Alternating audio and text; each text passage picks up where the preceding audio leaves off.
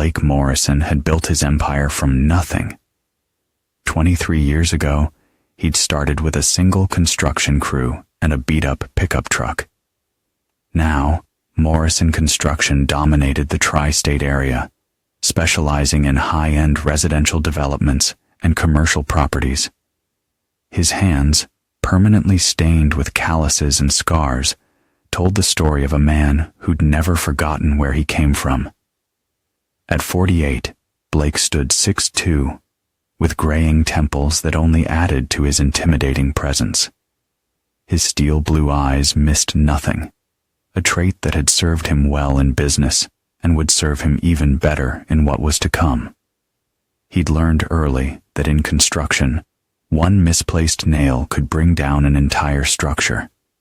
The same principle applied to people. Victoria Hartwell had been 19 when they met, a college sophomore studying art history at the local university. Blake, then 25 and already running his first crew, had been contracted to renovate the campus library. She was beautiful in that delicate porcelain way that made men want to protect her. Her auburn hair caught sunlight like spun copper, and her green eyes held an innocence that Blake found intoxicating. Their courtship lasted 2 years. Blake worked 16-hour days to afford the ring, a 2-carat diamond that cost him 3 months' profit. Victoria's family, old money from the East Side, barely tolerated the rough construction worker who'd captured their daughter's heart. But Victoria claimed to love his strength, his ambition, his unwavering determination to succeed. The wedding was small but elegant. Blake insisted on paying for everything himself, despite the Hartwells' barely concealed disapproval. He wanted to prove he could provide for their daughter in the manner she deserved. For 15 years, he thought he had. Blake built their house with his own hands, a sprawling colonial on 5 acres, complete with the art studio Victoria had always dreamed of. He worked weekends and holidays pouring concrete and laying tile while Victoria painted watercolors that never seemed to sell. He didn't mind. Success meant having the luxury of supporting your spouse's dreams, even impractical ones. The children came quickly. Emma at 22, followed by Tyler 2 years later. Blake taught himself to be gentler, to set aside the hardened exterior he wore like armor in the business world. He coached Tyler's little league team and never missed Emma's dance recital, even when it meant leaving a job site early and losing money. For years, their life looked perfect from the outside. Blake's business continued to expand. Victoria joined the country club and organized charity galas. The kids excelled in school and sports. Blake thought he'd built something unshakable. The first crack appeared 3 years ago. Victoria began working out obsessively, buying expensive clothes, and taking girls' trips that seemed to happen more frequently. When Blake questioned the spending, she accused him of being controlling. When he suggested marriage counseling, she said he was paranoid. Blake Morrison wasn't paranoid. He was thorough. When suspicion finally forced his hand, he hired a private investigator. The photos arrived on a Tuesday morning. Victoria wrapped around Troy Brennan in the parking lot of the Marriott downtown. Brennan, 35 and classically handsome in the way that came from good genes and better grooming, was a real estate agent who specialized in luxury properties. He drove a leased BMW and wore suits that cost more than most people's monthly rent. The affair had been going on for 8 months. The investigator's report detailed hotel receipts, restaurant charges, even a weekend getaway to Aspen, where Victoria had told Blake she was visiting her sick aunt. Blake read every word with the same methodical attention he gave to construction blueprints. When he finished, he locked the file in his office safe and began planning. Blake didn't confront Victoria immediately. Instead, he spent weeks watching, learning, documenting. He discovered that Brennan was married to a woman named Cheryl, a pediatric nurse who had no idea her husband was being unfaithful. He learned that Victoria and Brennan met every Tuesday and Thursday at the Marriott, always room 847. He found out that they discussed divorcing their respective spouses and starting fresh together. The divorce papers were filed on a Friday morning. Blake had his lawyer serve Victoria at the country club during her tennis lesson, ensuring maximum humiliation in front of her social circle. By Monday, Blake had frozen their joint accounts and filed for full custody of the children. Victoria fought back with a viciousness that surprised even Blake. She hired the most expensive divorce attorney in the state and accused Blake of being an abusive husband and father. She claimed he'd threatened her, isolated her from friends, and controlled every aspect of her life. In family court, she wept convincingly as she described living in fear of her husband's supposed temper. It was all lies, but lies told by a beautiful woman in distress carried weight. Blake's lawyer, a good man but no match for Victoria's theatrical performance, advised him to accept the settlement offer. Half of everything, plus substantial alimony. Victoria would get primary custody, and Blake would have the children every other weekend. The day the divorce was finalized, Blake signed the papers with steady hands, while Victoria sat beside her attorney, already wearing the engagement ring Brennan had given her. She'd moved out of their house the week before, taking Emma and Tyler with her. The house Blake had built with his own hands now echoed, empty, filled only with memories of a life that had been systematically dismantled. But Blake Morrison wasn't finished. He was just beginning. Troy Brennan had always believed that life was about taking opportunities when they presented themselves. Born into a middle-class family in suburban Connecticut, he learned early that charm and good looks could open doors that hard work alone couldn't reach. His father, an insurance adjuster, had taught him that people would judge him in the first 30 seconds of meeting him, so he'd better make those seconds count. After college, Troy bounced between sales jobs before finding his niche in real estate. He discovered he had a talent for reading people, for understanding what they wanted to hear, and saying exactly that. In luxury real estate, relationships mattered more than knowledge, and Troy excelled at making wealthy clients feel understood and important. His marriage to Cheryl had been as strategic as it was romantic. She was stable, nurturing, and came from a family with connections in the medical community. Her father, a successful orthopedic surgeon, had introduced Troy to several high-net-worth clients. The marriage had been comfortable but passionless, until Victoria Hartwell Morrison walked into his office 18 months ago. Victoria had been looking to downsize. She'd said the divorce was messy, and she needed something smaller, but still elegant.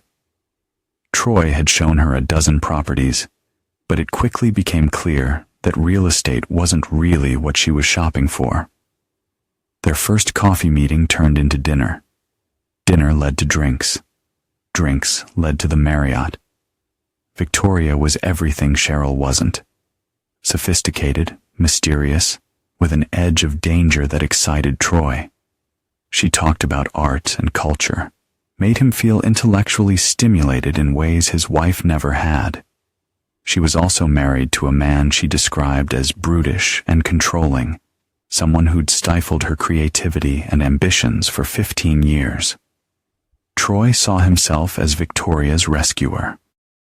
He was saving her from a loveless marriage, offering her the sophisticated life she deserved. When she filed for divorce, he was ready with his own papers. Cheryl had been devastated, but unsurprised. She'd suspected something was wrong for months.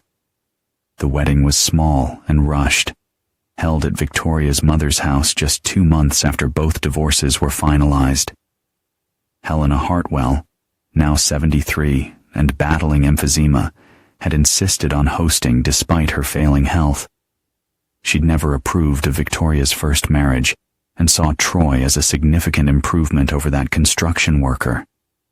Emma and Tyler Morrison, now 15 and 13 respectively, attended the ceremony with obvious reluctance. Blake had insisted they go, telling them it was important to respect their mother's choices, even if they didn't understand them. Emma, tall and athletic like her father, but with her mother's sharp features, barely spoke during the reception. Tyler, quieter and more intellectual, spent most of the event reading in a corner. Troy had tried to bond with the children, but they remained politely distant. Emma made it clear she considered him an intruder, while Tyler simply seemed indifferent to his existence. Victoria assured Troy that the kids would warm up eventually, but he was beginning to doubt that. The children spent every other weekend with their father, and each time they returned from those visits, they seemed more sullen and withdrawn. The honeymoon period had been brief. Within months of the wedding, Troy began to see sides of Victoria that she'd hidden during their affair. She was demanding, critical, and could turn cold without warning. She spent money freely, his money now, on clothes, spa treatments, and art supplies for projects she never finished. When he suggested she might consider returning to work, she'd accused him of being just like Blake. Still, Troy had committed to this new life, and he was determined to make it work. He'd burned bridges with his divorce, lost several clients who disapproved of his behavior, and damaged his relationship with his own family. His parents had liked Cheryl and made no secret of their disappointment in his choices. His younger sister had stopped speaking to him entirely after the wedding. But Troy Brennan was nothing if not optimistic. He believed that with enough time and effort, he could rebuild what he'd lost and create something better. He just needed Victoria to be the partner he'd thought she was when they'd started this journey together. That optimism would prove to be his first mistake. His second mistake would be underestimating Blake Morrison. Helena Hartwell's funeral was held on a gray Tuesday morning in October. The old woman had finally succumbed to the emphysema that had been slowly killing her for 3 years. Victoria was distraught, not just from grief, but from the guilt of knowing she'd spent her mother's final years embroiled in scandal and divorce. Blake arrived alone, wearing a simple black suit and carrying a small bouquet of white roses. He'd always liked Helena, despite her initial disapproval of him. She'd eventually warmed to his straightforward nature and work ethic, and in later years often expressed regret about Victoria's choices. Troy watched Blake throughout the service, noting how the other mourners gravitated toward him. Former clients, business associates, even some of Victoria's old friends seemed more comfortable speaking with Blake than with Victoria and her new husband. It was clear that in the social circles that had once embraced Victoria, Blake retained more respect and influence than she did. After the burial, as people gathered at Helena's house for the reception, Troy found himself growing increasingly irritated by Blake's presence. The man said nothing inappropriate, offered proper condolences, and behaved with perfect decorum. But there was something in his eyes, a coldness that made Troy uncomfortable. The confrontation happened in Helena's study, away from the other mourners. Troy had been looking for a quiet place to take a business call when he found Blake examining the family photos on Helena's desk. Most featured Victoria and the children at various ages, but several included Blake from happier times. "Enjoying the trip down memory lane?" Troy had said, unable to keep the edge out of his voice. Blake looked up slowly, his expression unreadable. Helena was a good woman. She deserved better than watching her family fall apart.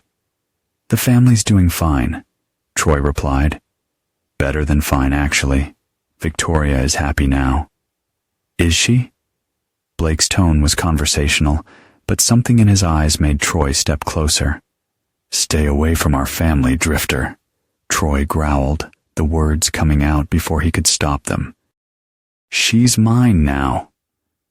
Blake nodded respectfully, then leaned closer and whispered, "Check the news tonight."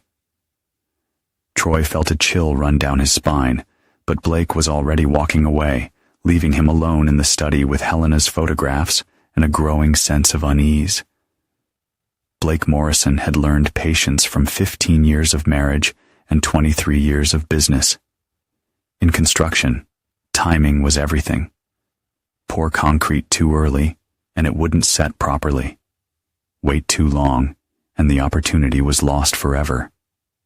Revenge, Blake had discovered, followed similar principles. The plan had taken shape over 18 months. Ever since the divorce papers were finalized, Blake had used that time wisely, studying his targets with the same methodical attention he brought to complex building projects. He'd learned Troy Brennan's routines, his weaknesses, his secrets. More importantly, he'd learned how to use those secrets against him.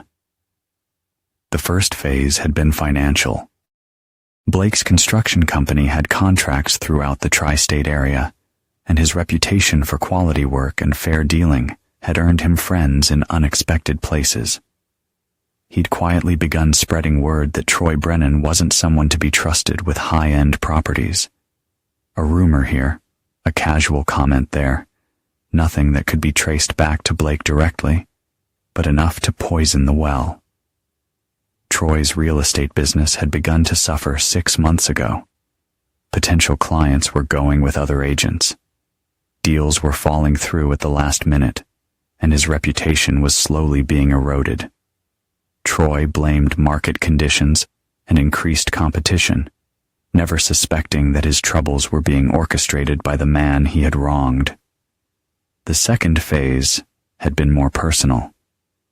Blake had discovered that Troy had a weakness for gambling, specifically high-stakes poker games that took place every Friday night at a private club downtown. The games were technically illegal, but law enforcement looked the other way as long as the players were discreet and well-connected.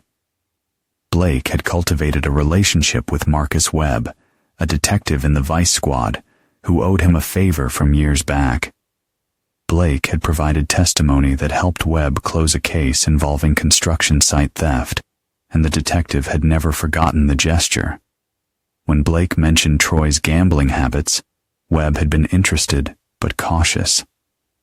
"I need more than rumors, Blake," Webb had said during their meeting at a diner near the police station.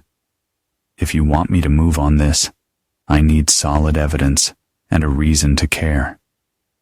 Blake had smiled. "What if I told you the games weren't just about poker? What if there were other activities taking place? Activities that might attract the DEA?" That had gotten Webb's attention. Blake spent weeks documenting the Friday night games, photographing license plates, noting arrival and departure times, building a case that painted the poker night as something more sinister than friendly gambling. He even managed to plant evidence suggesting drug transactions were taking place. Nothing that would implicate innocent players, but enough to justify a raid. The third phase had been the most delicate. Blake needed Troy to be at the poker game on a specific Friday night, the Friday after Helena's funeral. He arranged for Victoria to be out of town that weekend, visiting her sister in Boston. He'd even paid for the trip, sending Victoria's sister airline tickets and hotel reservations as a grief gift to help the family process Helena's death. Troy, left alone and stressed from the funeral and his deteriorating business situation, would be looking for distraction. Blake had made sure that Troy's usual poker buddies would be particularly encouraging about his attendance that week. One of them, a small-time developer named Rick Lawson, who owed Blake money, had been instructed to make Troy feel welcome and important. Blake had also arranged for the stakes to be higher that night through careful manipulation and a few strategic loans to other players. he'd ensured that the pot would be large enough to attract serious attention from law enforcement. He even arranged for a known drug dealer, a man who owed Blake's brother-in-law money, to be present at the game, carrying enough product to turn a simple gambling bust into a federal case. The timing had to be perfect. The raid needed to happen at exactly 6:15 p.m. on Friday evening, early enough to make the evening news broadcasts, late enough for Troy to be fully committed to the game. Blake spent weeks coordinating with Webb, making sure the detective understood the importance of the timing. But the poker game was just the beginning. Blake's real masterpiece was what would happen after Troy's arrest. Victoria would return from Boston on Saturday morning to find her husband's mugshot plastered across every news channel. The story would be devastating. Not just the gambling charges, but the drug allegations that would inevitably follow. Troy's real estate license would be suspended pending investigation. Their reputation in Victoria's social circles would be destroyed overnight. But Blake wasn't content with simple humiliation. He'd arranged for the aftermath to be even more devastating than the initial arrest. 3 months earlier, Blake had purchased a small apartment building in the city's financial district. He'd paid cash and put the property in the name of a shell company he'd created for this purpose. The building was in desperate need of renovation, perfect for Blake's plan. Blake hired Troy's real estate agency to handle the property management and leasing. Troy, eager for any commission in his struggling business, signed a 6-month exclusive contract. The agreement included a clause that made Troy personally liable for any losses incurred if he failed to maintain adequate oversight of the property. Blake spent weeks documenting Troy's negligent management of the building. Rent collection was sporadic, maintenance requests went unanswered, and several tenants had already given notice. By the time Troy was arrested, the property was in violation of multiple city codes and facing substantial fines. The shell company would file a lawsuit against Troy personally on Monday morning, seeking damages for breach of contract and negligent management. The suit would be perfectly timed to coincide with Troy's legal troubles, ensuring maximum media attention and financial pressure. But even that wasn't enough for Blake Morrison. The fourth phase of his plan would target Victoria herself, striking at the heart of what she valued most, her social standing and relationship with their children. Blake had been carefully documenting Victoria's behavior since the divorce. Her drinking had increased significantly, and her parenting had become increasingly erratic. She'd missed several of Tyler's basketball games and forgotten about Emma's college preparation meetings. The children, already struggling with the divorce and remarriage, were beginning to show signs of serious emotional distress. Blake had quietly arranged for Emma and Tyler to spend additional time with a family counselor, one who specialized in children of divorce.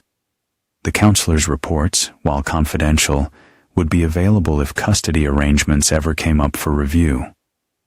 Blake was building a case that Victoria was an unfit mother, but he was doing it slowly and carefully, using her own actions against her. The children, now 15 and 13, were old enough to have opinions about where they wanted to live. Emma had already expressed privately to Blake that she was unhappy with Victoria and Troy. Tyler, more reserved but equally troubled, had begun asking if he could spend more time at his father's house. Blake had been patient, supportive, never speaking ill of their mother or pressuring them to choose sides. But he'd also made sure they understood that his door was always open, that his house was their home whenever they needed it. When Victoria's world began to crumble, and it would very soon, the children would have a clear choice about where they wanted to be. As Blake left Helena's funeral that afternoon, Troy's threat still echoing in his ears, he allowed himself a small smile. Everything was in place. The trap had been set with the precision of a master carpenter. Every joint fitted perfectly, every support positioned for maximum impact. In 36 hours, Troy Brennan's life would be in ruins. In a week, Victoria would be facing her own reckoning, and Blake Morrison would finally have the justice that the courts had denied him. The only thing left was to watch it all unfold. Friday evening arrived with the sharp chill of late October. Blake Morrison sat in his truck across the street from the Pinnacle Club, a renovated warehouse that served as headquarters for the city's most exclusive illegal poker game. Through his binoculars, he watched Troy Brennan's BMW pull into the alley behind the building at exactly 8:47 p.m. Blake had been watching the club for 3 hours, documenting every arrival. By his count, 17 players were inside, including 2 city councilmen, a federal prosecutor, and Marcus Webb's primary target, Antonio Tino Salvetti, a mid-level drug distributor who'd been under surveillance for months. Blake's phone buzzed with a text from Webb. "Units in position. You sure about the timing?" Blake typed back, 6:15 p.m. tomorrow, not a minute before. The Friday night games typically lasted until dawn, but Blake needed Troy to be at the table long enough to be truly committed, both financially and legally. He'd arranged through Rick Lawson for Troy to be given particularly good cards early in the evening, building his confidence and encouraging him to stay for the bigger pots that would come later. Blake started his truck and drove home to wait. Phase 1 was in motion. Saturday morning, Blake was at Emma's soccer game when his phone rang. Victoria's name appeared on the screen, and Blake let it go to voicemail. He could hear the panic in her voice even through the brief message. "Blake, something's happened to Troy. I need you to call me back, please." Emma scored 2 goals that morning, and Blake cheered louder than any other parent in the stands. After the game, as they walked to his truck, Emma looked up at him with Victoria's green eyes, but Blake's determined expression. "Dad, can I ask you something?" "Always, sweetheart." "Mom called me this morning. She was crying about Troy being in trouble. Did you know about that?" Blake helped Emma load her gear into the truck bed. "I saw something on the news about arrests at that poker club downtown." "What?" Emma was quiet for a moment. "She asked me to come home early. Cut the weekend short, but I don't want to. Tyler doesn't either. We like it better here," Emma said softly. Blake closed the truck bed and looked at his daughter. At 15, Emma was growing into a formidable young woman, intelligent, athletic, and possessed of a moral clarity that reminded Blake of himself at that age. The divorce had forced her to mature quickly, and she had learned to see through the performances adults put on for her benefit. "What do you want to do?" Blake asked. "Stay here with you. Mom's going to be all dramatic and want us to feel sorry for her and Troy. But Troy is a grown-up who made his own choices, right? Why should we have to deal with it?" Blake felt a surge of pride mixed with something darker. Emma was learning that actions had consequences, and that adults who made poor choices didn't deserve endless forgiveness simply because they were family. It was a lesson Blake had learned the hard way, and he was glad his daughter was learning it young. "I'll call your mother," Blake said. "Tell her you're staying through Sunday like we planned." Victoria's response was immediate and furious. "How can you be so selfish? My husband was arrested last night. The kids should be with me right now." "The kids are exactly where they want to be," Blake replied calmly. "If Troy's situation is too chaotic for them to be around, maybe it's better they stay here until things settle down." "This is temporary, Blake. Troy's lawyer says the charges won't stick. It's all a misunderstanding." Blake almost smiled. Victoria had no idea what was coming next. "I'm sure it'll work out fine, Vicky. The kids will be home Sunday evening as usual." He hung up before she could respond. That afternoon, Blake took Emma and Tyler to a hardware store. They were helping him select materials for a treehouse he'd been promising to build for months. Tyler, usually quiet around his father, seemed more relaxed than Blake had seen him in months. "Dad," Tyler said as they examined different types of wood, "I've been thinking about where I want to go to high school." Blake looked up from the lumber display. Tyler was 13, an 8th grader at the private school Victoria had insisted on. The school was expensive, but had an excellent reputation, and Blake had agreed to pay the tuition as part of the divorce settlement. "What are you thinking?" "There's a STEM magnet program at the public high school near your house. Mr. Rodriguez at school says it's one of the best in the state for engineering and computer science. I could live with you and go there instead." Blake kept his expression neutral, but inside he felt the same satisfaction he'd experienced watching the foundation pour on a particularly complex project. Everything was coming together exactly as planned. "That's a big decision, Tyler. Have you talked to your mother about it?" Tyler shook his head. "She'd just say I was trying to hurt her feelings, but it's not about that. It's about what's best for me, right? You always say we should make decisions based on what we want our lives to look like." Tyler's words rang with the wisdom of someone who had been listening carefully. Blake had been saying exactly that, carefully and consistently, for months.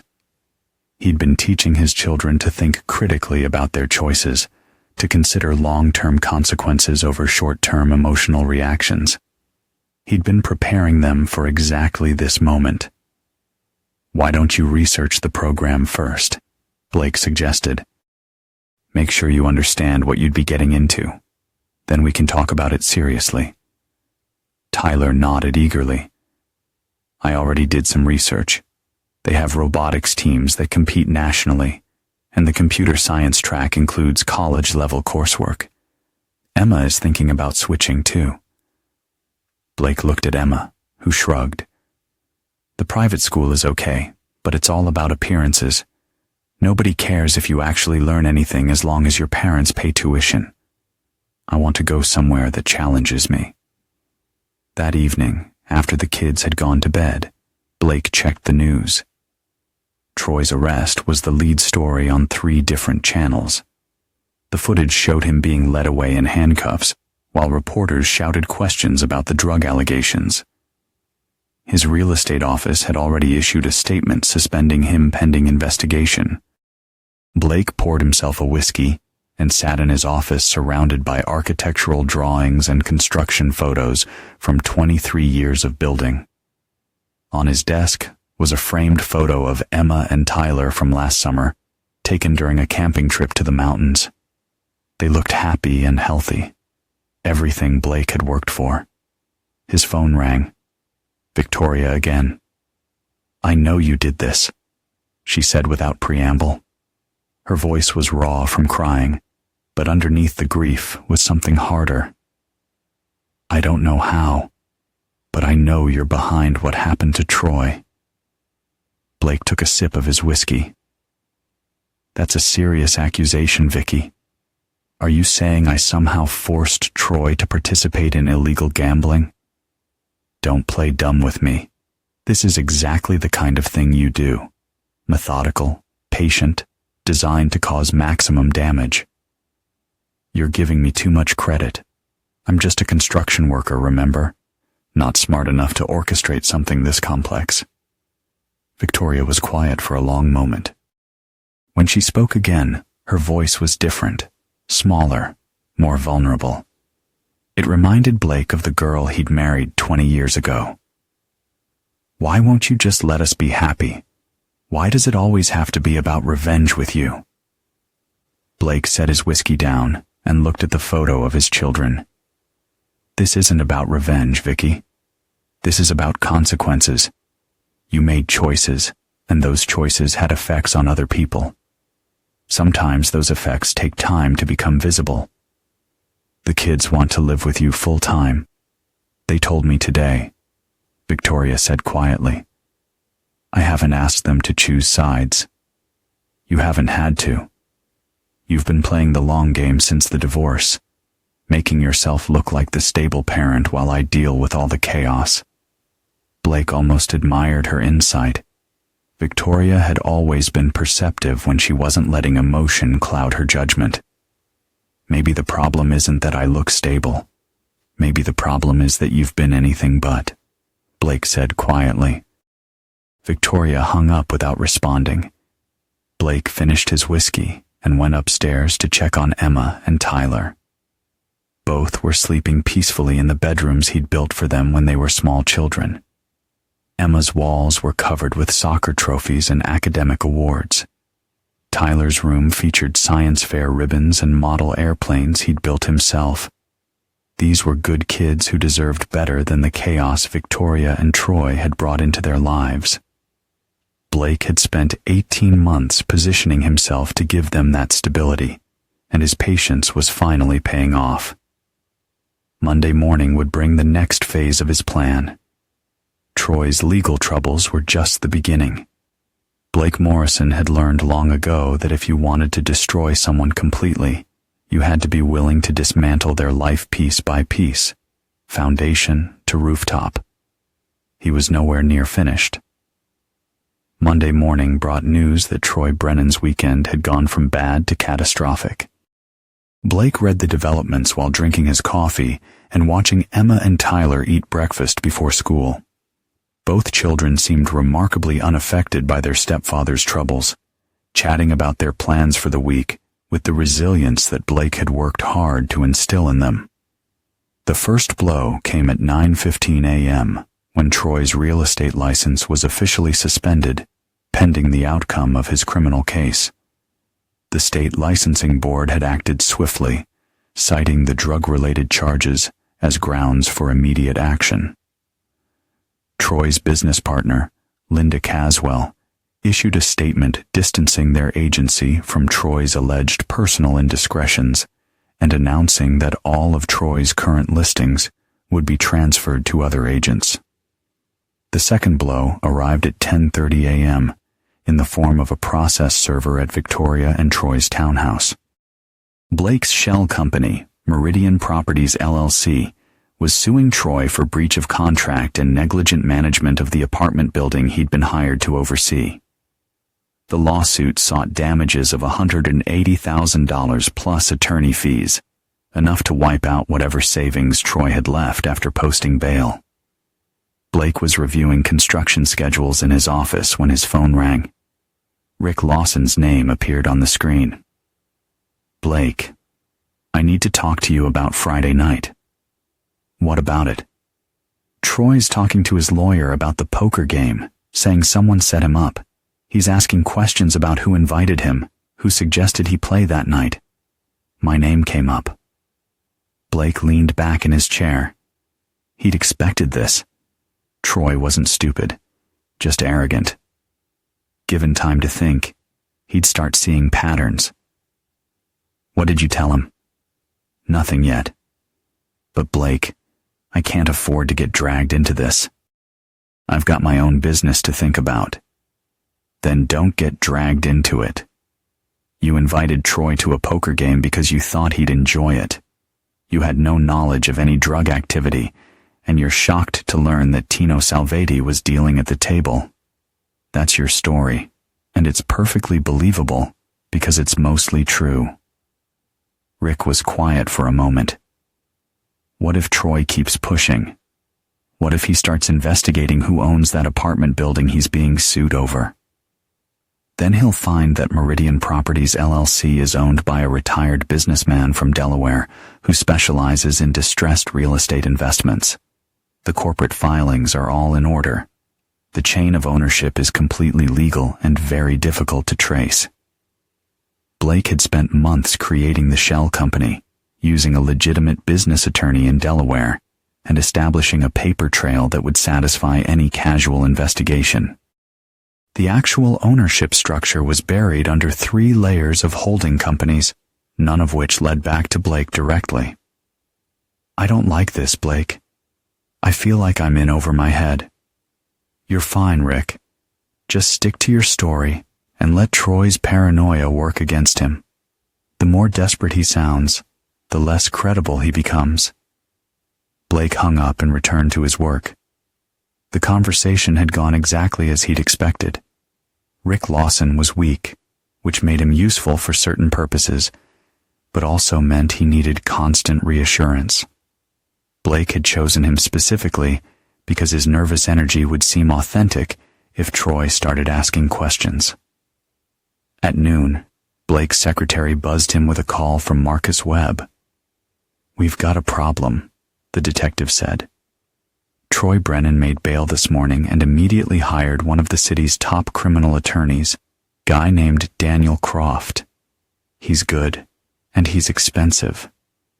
That's what attorneys are for, Marcus. What's the problem? Croft's already filing motions challenging the search warrant. He's claiming the raid was based on false information and demanding to know the source of our intelligence. If he pushes hard enough, this could get complicated. Blake had anticipated this as well. "What does your captain say?" "Captain Morrison, no relation I assume, is backing the raid. Says the warrant was solid and the arrests were clean, but Croft's got a reputation for getting charges dismissed on technicalities. We need to make sure our case is airtight." "The case is solid, Marcus. You have 17 people caught gambling illegally, including 3 with outstanding warrants and 1 with enough cocaine to supply a small party. Focus on the big picture." "Speaking of the big picture, there's something else. Tino Salvetti is talking. Says he was invited to the game by someone he'd never met before. Claims the whole thing felt like a setup." Blake felt a brief flicker of concern. Tino Salvetti was the one variable he hadn't been able to control completely. The drug dealer had been invited to the poker game through a series of intermediaries, none of whom could be traced back to Blake. But if Salvetti started talking to the wrong people, things could get complicated. "What's he saying exactly?" "Nothing specific yet, but he's smart enough to know that someone wanted him at that game Friday night. He's trying to figure out who and why." "Let me know if that becomes a real problem," Blake said. "Otherwise, stick to the plan. Troy Brennan was gambling illegally and got caught. Everything else is just noise." After hanging up, Blake sat quietly in his office for several minutes. The plan was working, but plans in construction and in life always encountered unexpected obstacles. The key was to remain flexible while protecting the core objectives. His phone buzzed with a text from Emma. "Mom wants us to come home after school to discuss the family situation. Do we have to?" Blake typed back, "Your choice, but you might want to hear what she has to say." He was curious to see how Victoria would handle the pressure.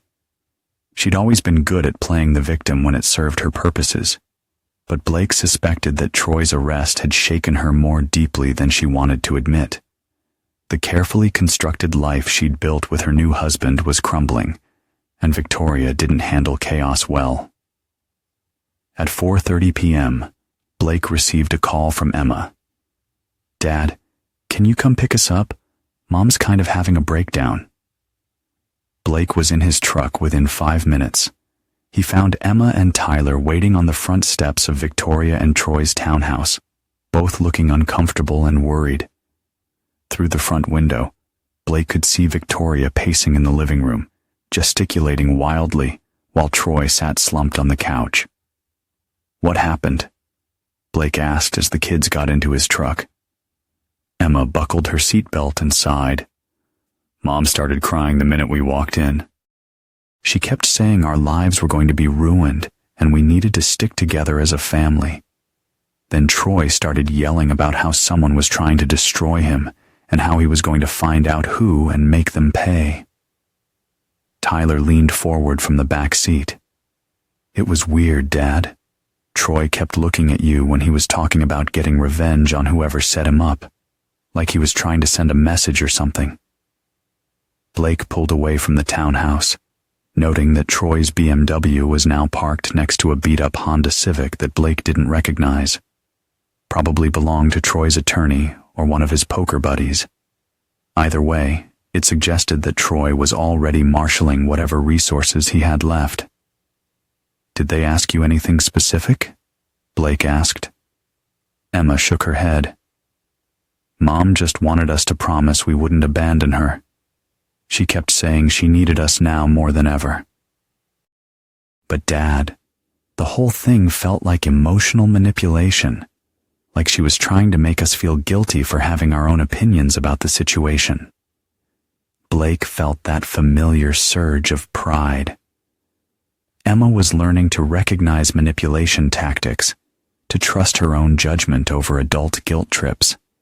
It was exactly the kind of critical thinking he'd been trying to teach her. "What do you two want to do?" Blake asked. Emma and Tyler exchanged a look. They'd clearly discussed this already. "We want to live with you full time," Tyler said. "We've been talking about it for months, but this weekend made us realize we're serious. We don't want to keep bouncing back and forth between houses, especially when Mom's house is so chaotic now." "That's a big decision," Blake said carefully. "Your mother loves you both, even if she's not handling things well right now." "We know she loves us," Emma said. "But love isn't enough if someone keeps making choices that hurt the people around them. You taught us that. You said love without respect and responsibility is just selfishness with good intentions." Blake had indeed said that during one of their many conversations about the divorce and its aftermath. He'd been careful to never directly criticize Victoria, but he'd been equally careful to help his children develop the analytical tools they needed to evaluate the adults in their lives. "If you're serious about this, we need to do it the right way," Blake said. "That means family court, custody modification, probably counseling, to make sure you understand what you're choosing." "We understand," Tyler said. "We've been thinking about it for months. This isn't just about Troy getting arrested. It's about wanting to live somewhere stable where we can focus on school and sports and planning for college instead of worrying about what crisis is going to happen next." That evening, Blake called his divorce attorney. The conversation was brief but encouraging. Given the children's ages and the changed circumstances, a custody modification was definitely possible. The key would be demonstrating that the change was in the children's best interests, not just a reaction to Troy's legal troubles. Blake hung up the phone and walked outside to his back deck. The October air was crisp and clear, and he could see the lights of the city spread out below his house. Somewhere out there, Victoria was probably crying while Troy raged about conspiracies and setups. Somewhere else, Marcus Webb was building a case that would eventually send several people to prison. Blake Morrison stood in the middle of it all, untouchable and methodical, watching his carefully constructed plan unfold exactly as he designed it. He built his revenge the same way he built his houses, with precision, patience, and an understanding that the foundation was everything. Troy Brennan's foundation was cracking. Soon, it would collapse entirely. But Blake wasn't finished yet. The most devastating phase of his plan was still to come. Tuesday morning brought developments that exceeded even Blake's expectations. Victoria called at 6:47 a.m., waking him from the first peaceful sleep he'd enjoyed in months. "Blake, I need your help." Her voice was hollow, defeated in a way he'd never heard before. "What's wrong now?" "Troy's lawyer says the drug charges are serious. Federal serious. They're talking about RICO violations, conspiracy charges. Daniel thinks Troy could be looking at 5 to 10 years if they can make it stick." Blake sat up in bed. RICO charges hadn't been part of his plan, but they weren't unwelcome either. If the federal prosecutor was considering racketeering charges, It meant they thought the poker game was part of a larger criminal enterprise. Tino Salvetti must have bigger problems than Blake realized. "I'm sorry to hear that, Vicky, but I'm not sure how I can help. The kids, Emma and Tyler, I can't put them through a federal trial. I can't have reporters asking them questions about their stepfather. It would destroy them." Blake almost smiled. Victoria was finally thinking about their children's well-being, but only after her own world had collapsed. "What are you suggesting?" "I want them to live with you officially, full custody, at least until this is all over." Blake felt the satisfaction of a complex project coming together perfectly. "That's a big step, Vicky. Are you sure?" Victoria was crying now, the ugly, helpless sobs of someone whose carefully constructed life had disintegrated in less than a week.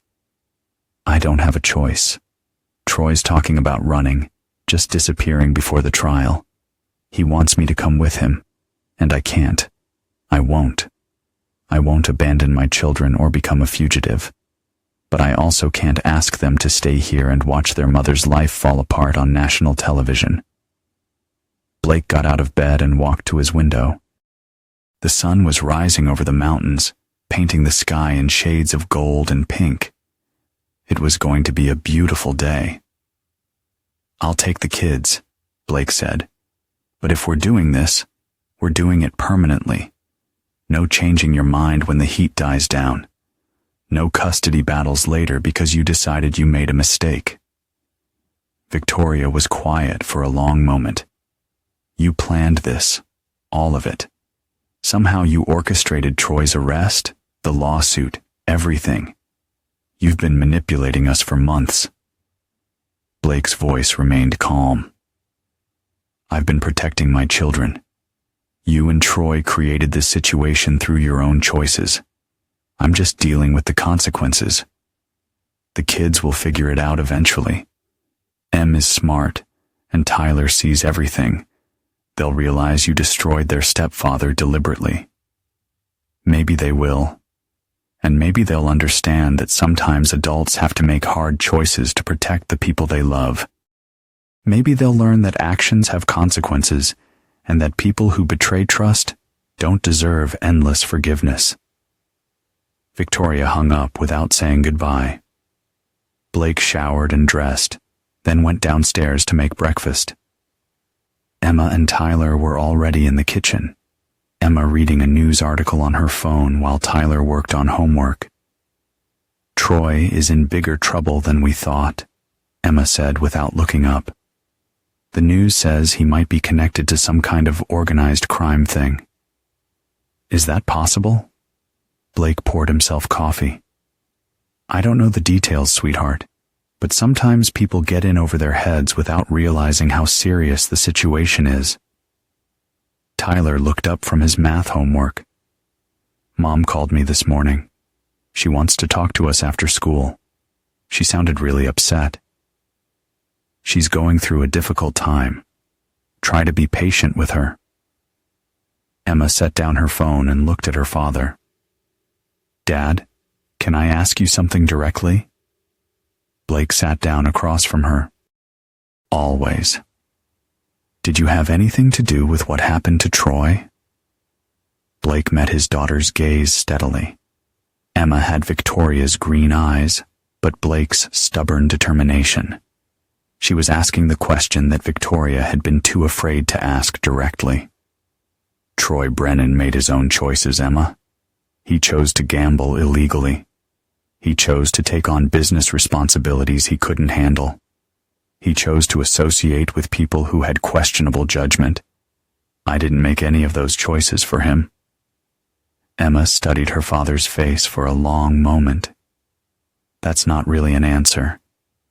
It's the only answer I can give you right now.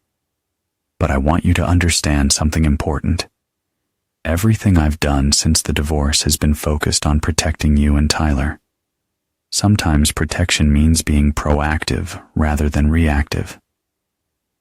Tyler closed his math book.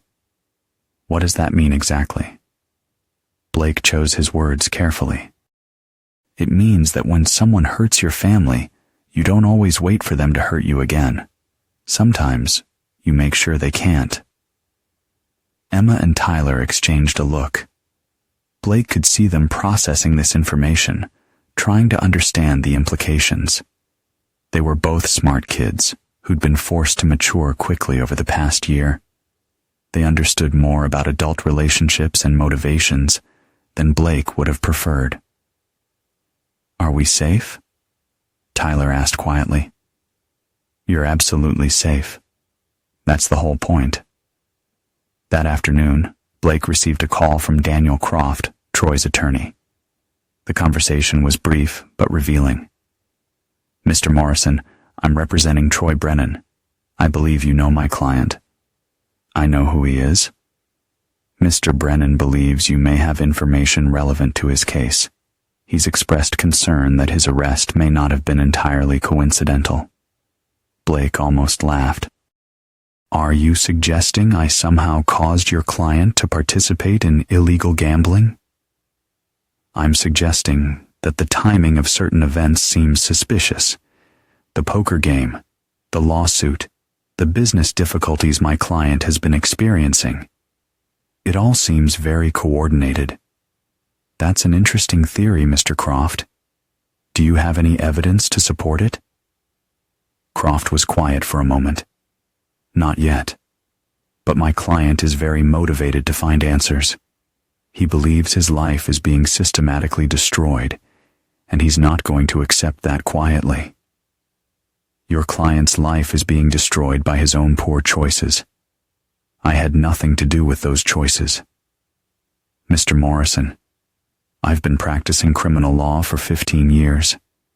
I've seen a lot of coincidences, and I've seen a lot of carefully orchestrated setups.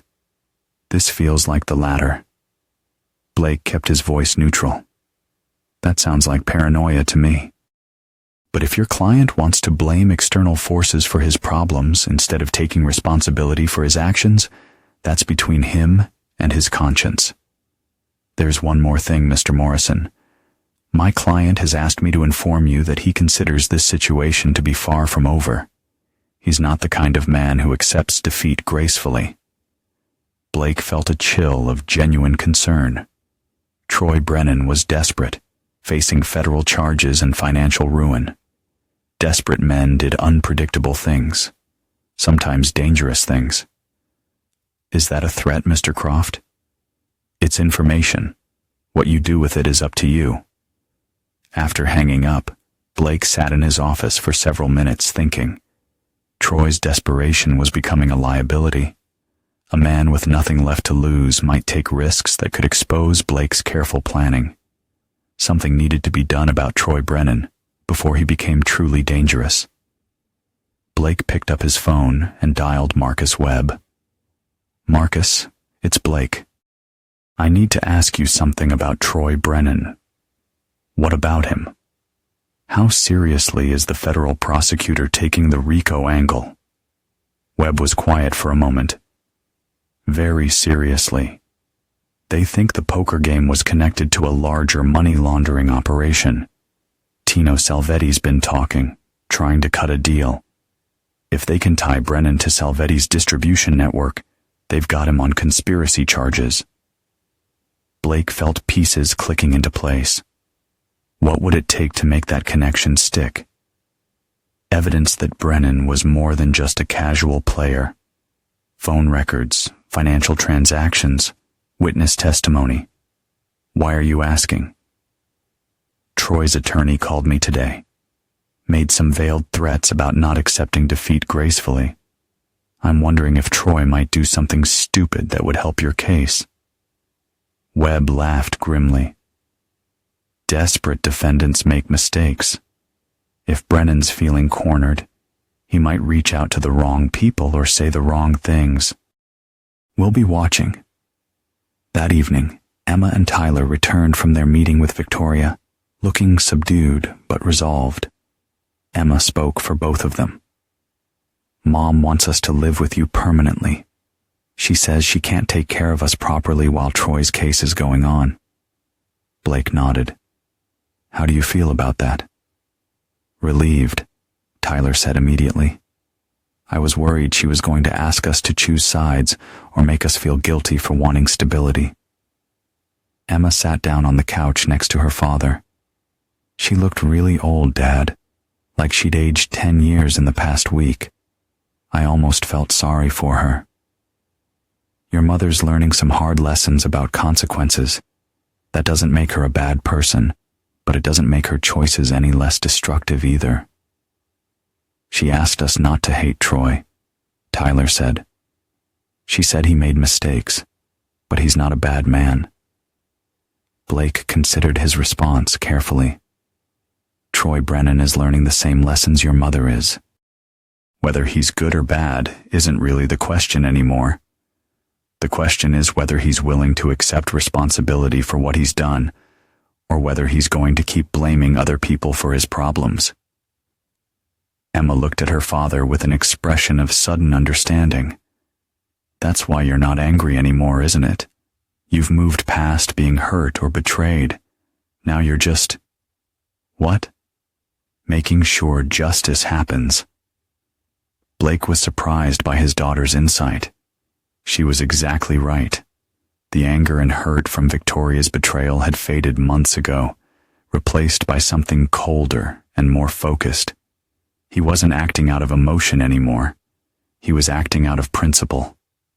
"Something like that," Blake said.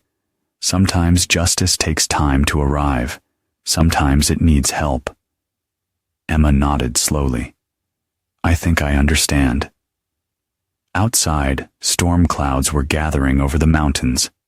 Blake could smell rain in the air, the kind of cleansing storm that washed away debris and left everything fresh and new. Tomorrow, he would implement the final phase of his plan. Troy Brennan had made his last mistake, and Blake Morrison was going to make sure he paid for all of them.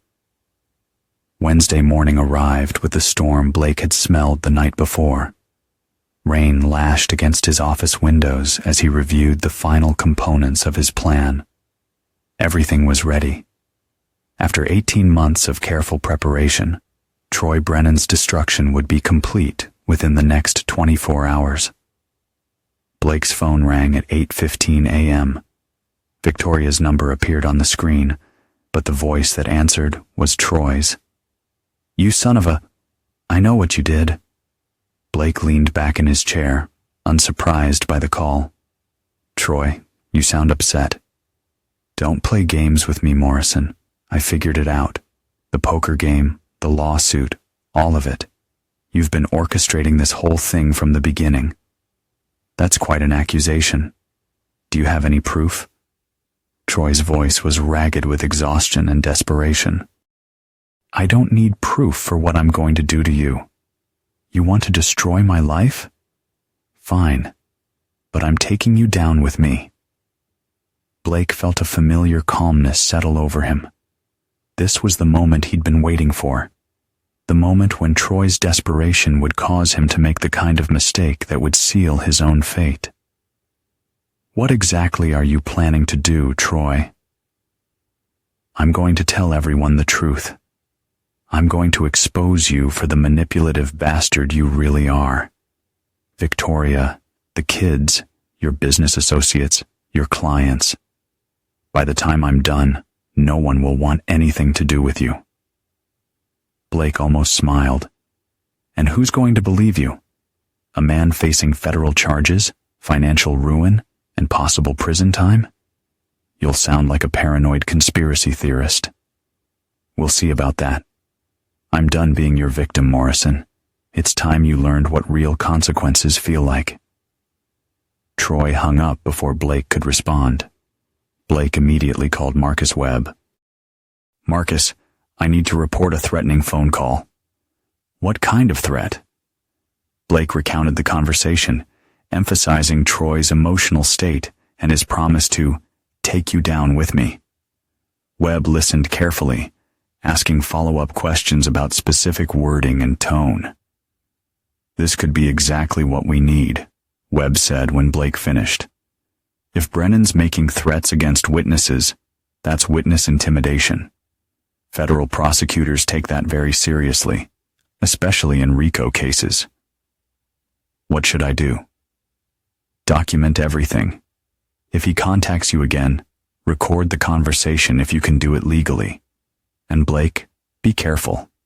Men facing life sentences sometimes do desperate things. Blake spent the rest of the morning in meetings with his construction supervisors, but his mind was focused on Troy Brennan.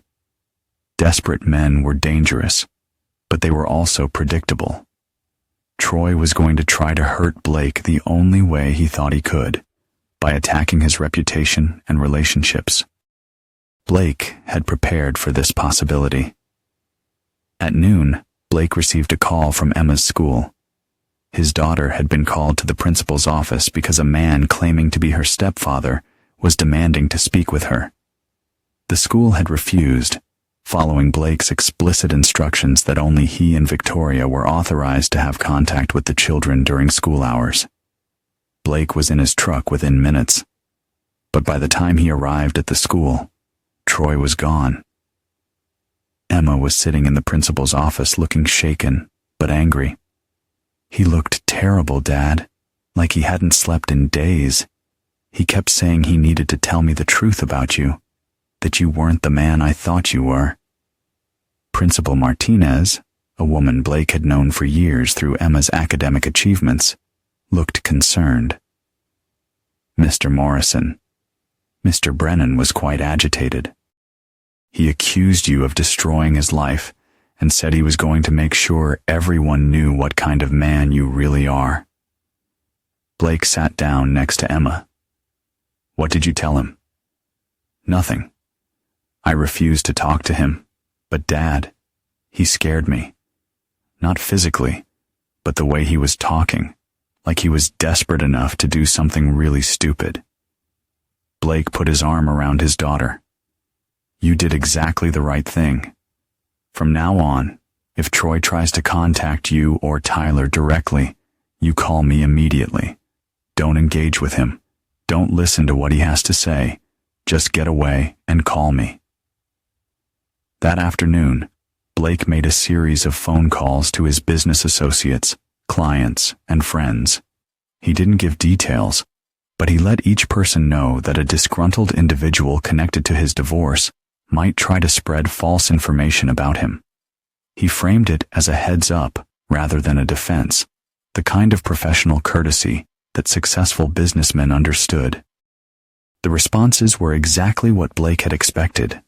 People who had known him for years weren't going to be swayed by the accusations of a desperate man facing federal charges.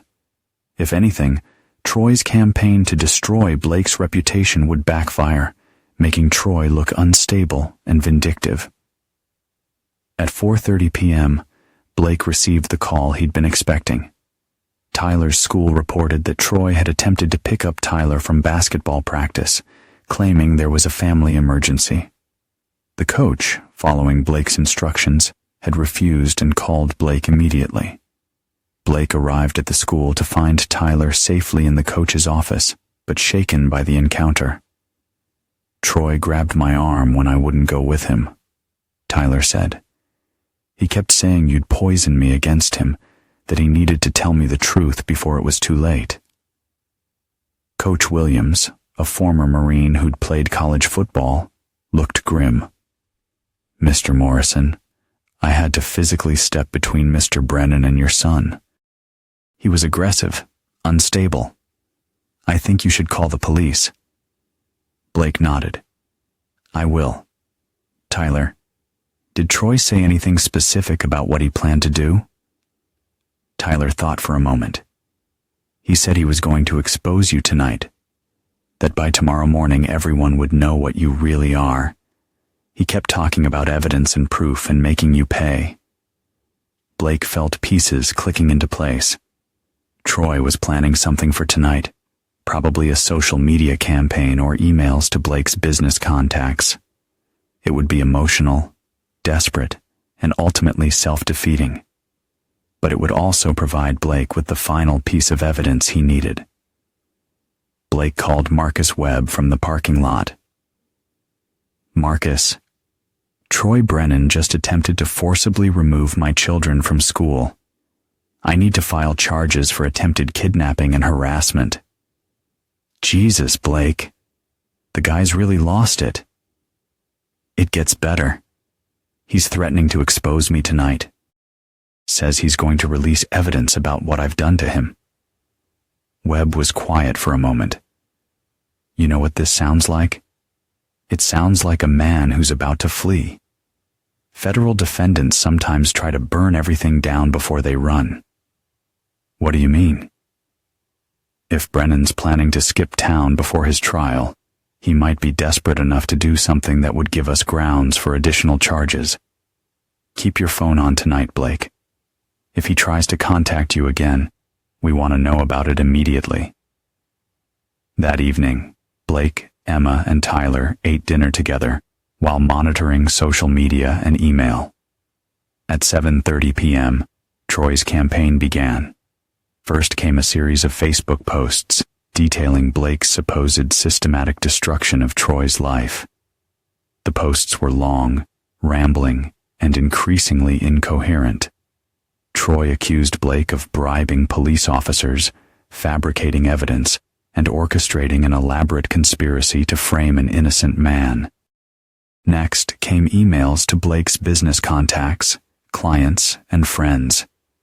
The messages were similar to the Facebook posts, but more detailed, including timelines and accusations that became more outlandish with each iteration. Emma read some of the posts aloud, while Tyler monitored Blake's business email. Both children seemed more amazed than upset by Troy's desperation. He sounds completely crazy, Emma said. Even if someone didn't know you, they'd read this and think Troy was having a breakdown. Tyler looked up from Blake's laptop. Dad, he's emailing your clients about poker games and shell companies and hiring private investigators. Most of this doesn't even make sense. Blake felt a deep satisfaction. Troy was destroying himself more effectively than Blake ever could have. Every desperate accusation made Troy look less credible. Every wild theory made him seem more unhinged. At 9:45 p.m., Blake's phone rang. Troy's number appeared on the screen, and Blake answered on speakerphone so Webb could hear the conversation when he called the detective. Having fun watching me self-destruct? Troy's voice was slurred, suggesting he'd been drinking. I'm not watching anything, Troy. I'm having dinner with my children. Your children, right? Emma and Tyler. Do they know what their father really is? Do they know how far you were willing to go to destroy their stepfather? Blake looked at Emma and Tyler, both listening intently. My children know exactly who I am, Troy. They also know exactly who you are. I'm going to tell them everything, every detail. How you planned this, how you manipulated everyone, how you destroyed an innocent man's life because you couldn't accept that your wife found someone better. Emma leaned toward the phone. Troy, this is Emma. Nobody needs to tell me anything about my father, and nobody needs to tell me anything about you either. I can see for myself. Troy was quiet for a moment. Emma, sweetheart, you don't understand your father. My father built a business from nothing. He built our house with his own hands. He's never lied to me, never broken a promise, never made choices that hurt me or Tyler. Can you say the same thing? Tyler moved closer to the phone. Troy, this is Tyler. You married our mom and then got arrested for doing illegal stuff. That's not Dad's fault. That's your fault. Blake felt an overwhelming surge of pride. His children understood.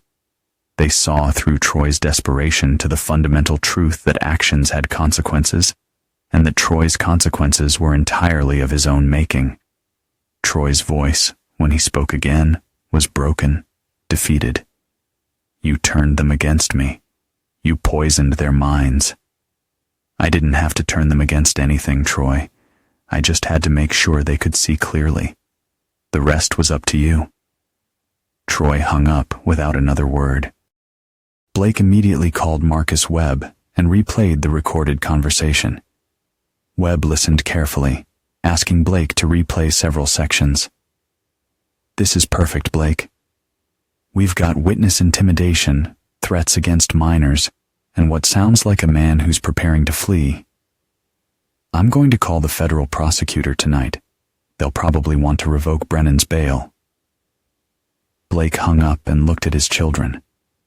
Emma and Tyler both seemed relieved, as if a weight had been lifted from their shoulders. "Is it over?" Tyler asked. Blake nodded. "It's over. Troy made his last mistake tonight." Outside, the storm was finally passing. Blake could see stars beginning to appear through the breaking clouds. Tomorrow would dawn clear and bright, the air washed clean by the rain. Blake Morrison had built his revenge with the same precision he brought to his construction projects. Every beam had been placed exactly where it needed to be. Every joint fitted perfectly. Every support positioned for maximum impact. Troy Brennan's life was in ruins, brought down not by Blake's actions, but by his own choices and character flaws. Victoria had lost her husband, her stability, and her children's respect. The consequences they faced were entirely proportional to the betrayal they had committed. But most importantly, Emma and Tyler were safe, stable, and clear-eyed about the adults in their lives. They understood that actions had consequences, that betrayal carried a price, and that justice sometimes required patience and planning. Blake Morrison had waited 18 months for this moment. It had been worth every day. Thursday morning brought news that exceeded Blake's most optimistic expectations. At 6:47 a.m., his phone rang with a call from Marcus Webb. "Blake, we got him. Federal marshals arrested Troy Brennan at 5:30 this morning at his house. They're charging him with witness intimidation, attempted flight, and violating the conditions of his bail." Blake sat up in bed, instantly alert. "What happened?" "Your recorded phone call was exactly what the prosecutor needed. Combined with his attempts to contact your children and his threats against you, they had grounds to revoke his bail immediately. When they went to arrest him this morning, they found him packing a suitcase. He had $15,000 in cash, a fake ID, and a one-way bus ticket to Mexico." Blake felt the satisfaction of a complex project reaching successful completion. What does this mean for his case? It means he's not getting bail again. Federal judges don't like defendants who threaten witnesses and plan to flee the country. Troy Brennan is going to sit in federal custody until his trial, which could be 6 months to a year from now. Blake walked to his window and looked out at the clear morning sky. The storm had passed completely, leaving the air crisp and clean. It was going to be a beautiful day. There's something else, Blake. Tino Salvetti cut a deal with the prosecutor yesterday. He's providing information about a money laundering operation that involves several of the poker players, including Troy. The RICO charges are definitely going forward. Blake almost smiled. Tino Salvetti's cooperation meant that Troy's legal troubles were expanding, rather than contracting. What had started as simple gambling charges was becoming a federal conspiracy case with the potential for decades in prison.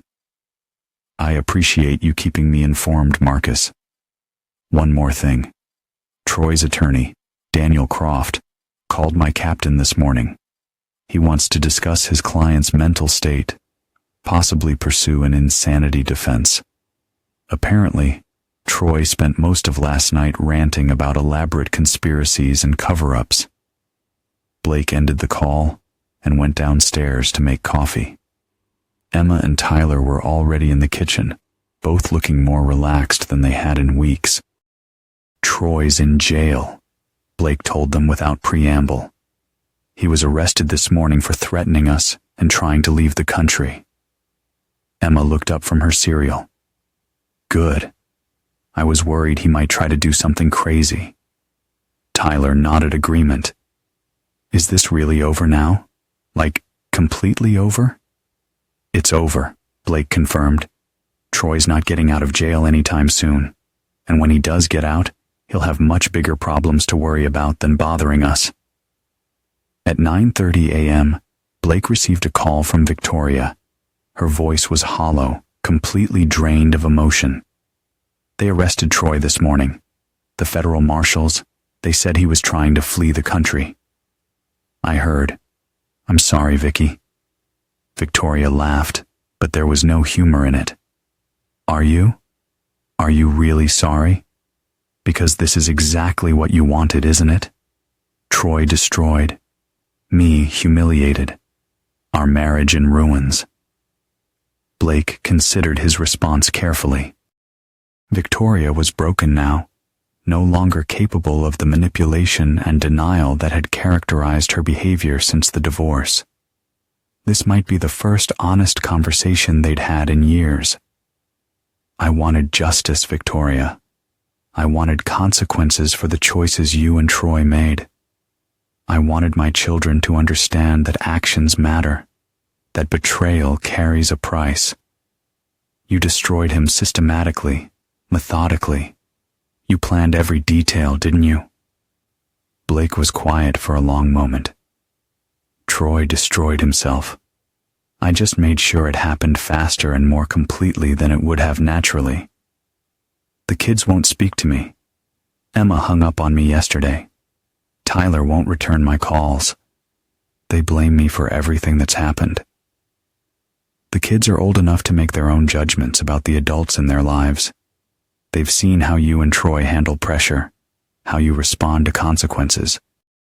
They've made their choice.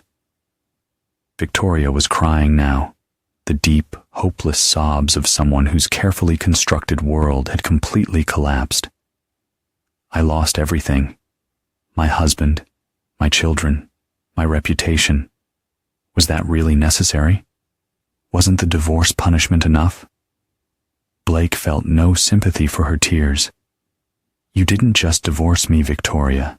You betrayed 15 years of marriage, destroyed our family, and taught our children that promises don't matter. The divorce was just the legal formality. The real damage was done long before that. So this was revenge, pure and simple. This was justice. There's a difference. Victoria hung up without saying goodbye. That afternoon, Blake received a visit from Daniel Croft, Troy's attorney. The man looked haggard and frustrated, clearly struggling with a case that had spiraled beyond any hope of success. Mr. Morrison, I need to ask you directly. Did you orchestrate my client's arrest and the events leading up to it? Blake gestured for Croft to sit down in his office. Your client was arrested for gambling illegally, Mr. Croft. He was also found with drugs, fake identification, and evidence of planning to flee federal custody. I had nothing to do with any of those choices. The timing seems remarkably convenient. The poker game, the lawsuit, the business troubles. It all feels orchestrated.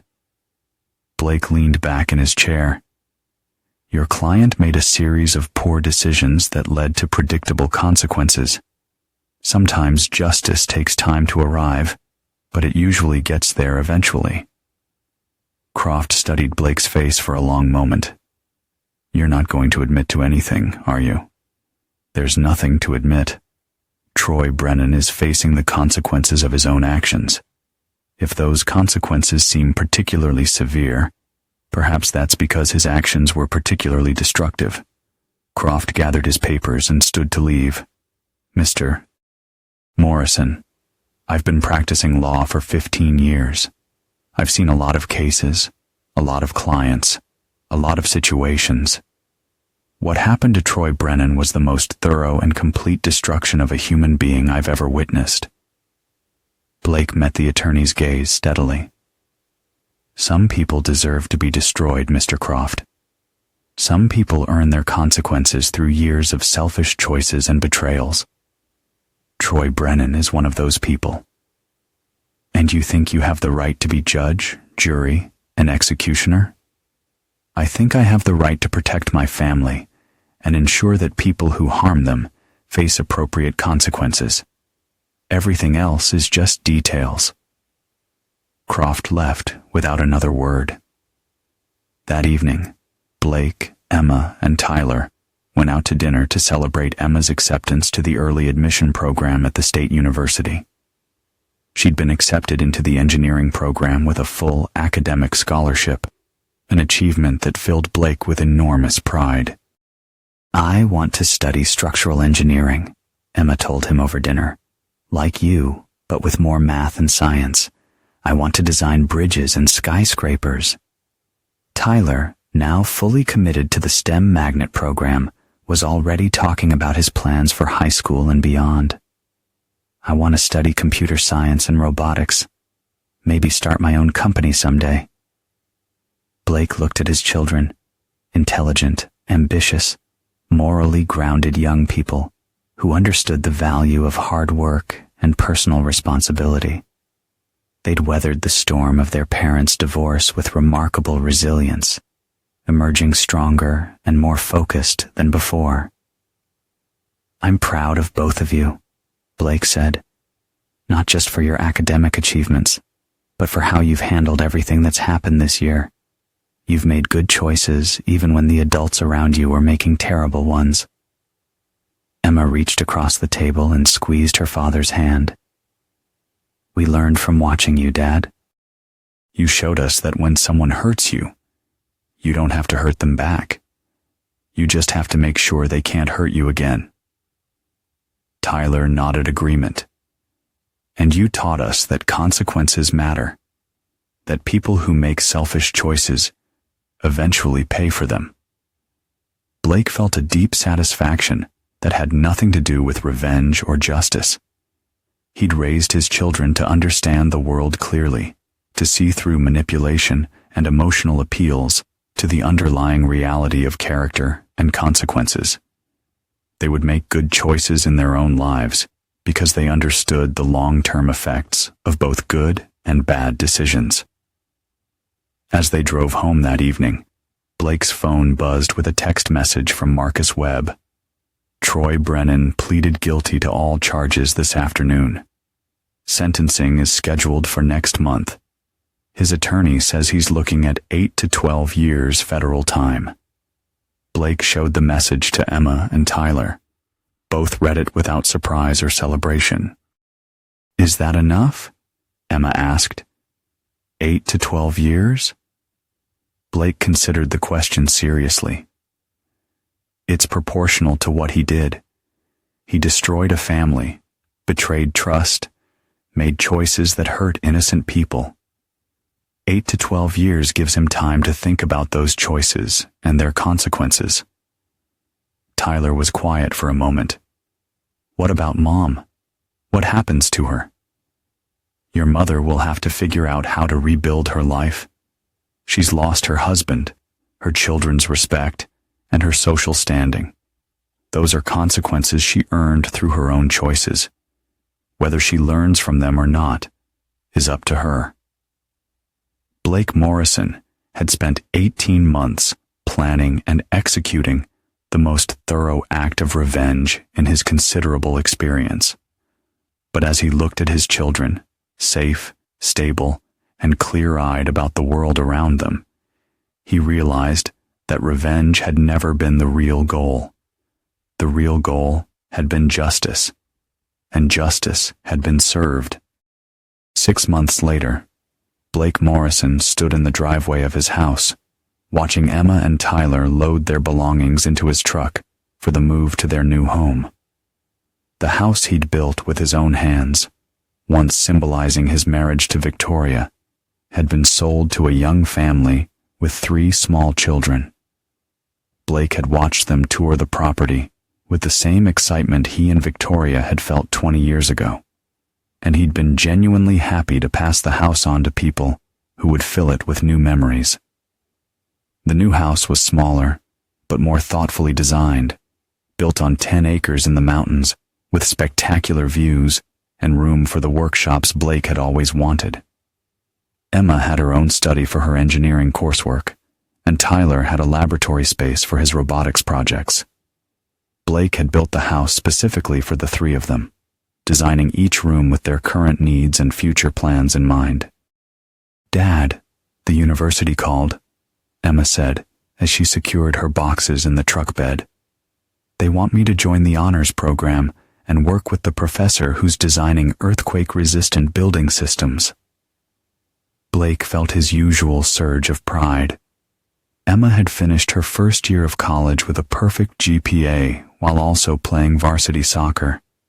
She'd inherited Blake's work ethic and Victoria's intelligence, but none of Victoria's tendency toward self-destructive choices. Tyler, now a junior in high school, had become the state champion in robotics competitions and was already being recruited by MIT and Stanford. He'd grown 6 inches in the past year and developed the quiet confidence that came from knowing he could succeed at whatever he chose to pursue.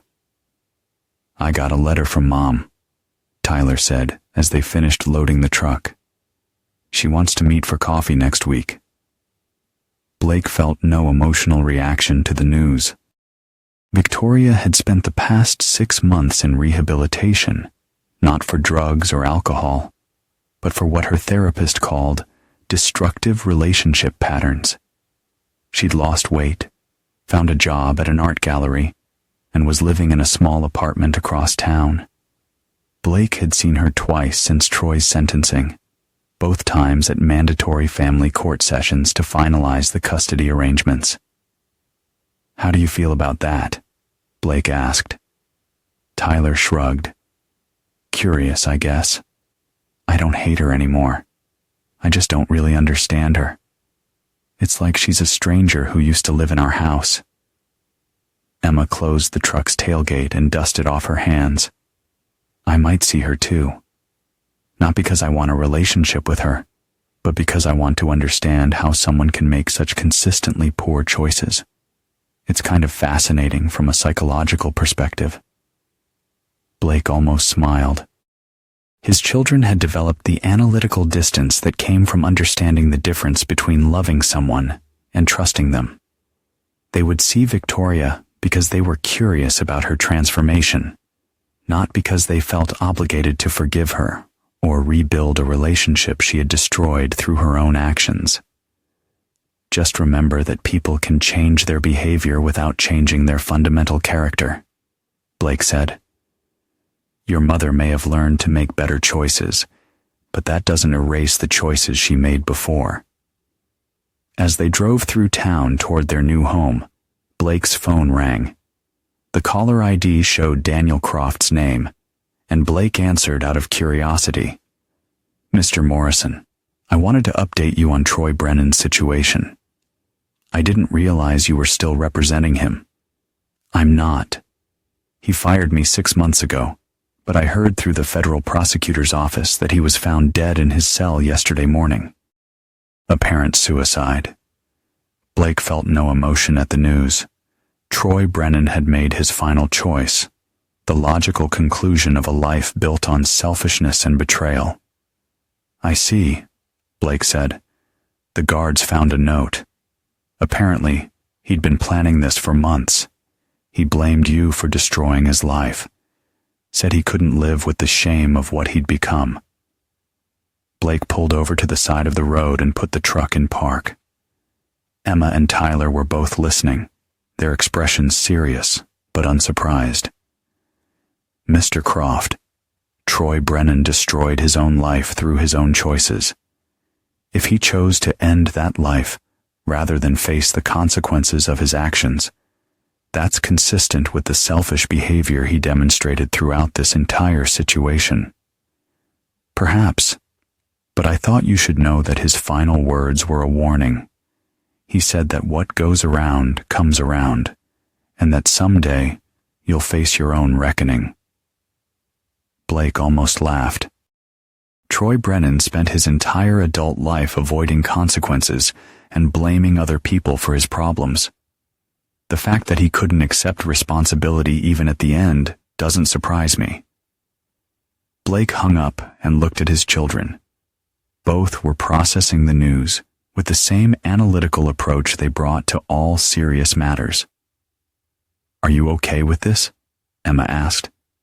"I mean, he's dead. Even if he deserved consequences, death seems pretty final." Blake considered his response carefully. Troy Brennan had choices until the very end. He could have accepted responsibility for his actions, served his time, and tried to rebuild his life when he got out. Instead, he chose to blame me for consequences he brought on himself. His final choice was consistent with every other choice he made. Tyler nodded slowly. "So, we don't feel guilty about what happened to him. We feel appropriately sad that a human being felt his situation was hopeless enough to take his own life, but we don't feel responsible for choices we didn't make." Blake started the truck and continued driving toward their new home. The mountain road wound through forests and meadows, climbing steadily toward the ridge where their house waited. The views from this elevation were spectacular. The entire valley spread out below them, the city lights twinkling in the distance. As they pulled into the driveway of their new home, Blake felt the satisfaction of another complex project successfully completed. He'd spent 2 years planning and building this house, incorporating everything he'd learned from 25 years of construction experience. It was designed to last for generations, built with materials and methods that would withstand whatever storms the future might bring. "Dad," Emma said as they stood looking at their new home, "can I ask you something?" "Always." "Do you think we're bad people for not feeling worse about what happened to Troy and Mom?" Blake put his arms around both his children. "I think you're people who understand that actions have consequences, that promises matter, and that betrayal carries a price. I think you're people who know the difference between justice and revenge, between appropriate consequences and cruel punishment." Tyler leaned against his father's shoulder. "We learned that from you. You learned it by watching what happens when people make good choices versus bad choices. You learned it by seeing that character matters more than circumstances. That integrity is more valuable than comfort." As the sun set behind the mountains, casting long shadows across their new property, Blake Morrison felt the deep satisfaction of a man who had built something lasting. Not just the house that would shelter his family, but the values and principles that would guide his children throughout their lives. Victoria would have to live with the consequences of her choices, the lost relationships, the damaged reputation, the knowledge that she had traded her family's stability for a relationship with a man who couldn't handle responsibility when it mattered. Those consequences would follow her for the rest of her life, not because Blake had engineered them, but because they were the natural result of her own actions. Troy Brennan had faced the ultimate consequence of a life built on selfishness and betrayal. His death was tragic in the way that all preventable tragedies are tragic, but it was also the logical endpoint of choices he had made freely and repeatedly. Blake Morrison had built his revenge with the same precision and attention to detail that he brought to all his construction projects. But more importantly, he had built a foundation of justice that would support his family for generations to come. His children understood that actions had consequences, that betrayal carried a price, and that sometimes justice required patience and planning. They also understood that some people couldn't be forgiven, not because forgiveness was wrong, but because some betrayals were so fundamental that they destroyed the trust on which relationships were built. Blake Morrison never forgot a betrayal, and he never forgave those who chose to harm the people he loved. As they walked into their new home together, Blake felt the peace that came from knowing that justice had been served, that his family was safe and strong, and that the future he was building would be constructed on the solid foundation of truth, consequences, and earned trust. The reckoning was complete. Blake Morrison had won.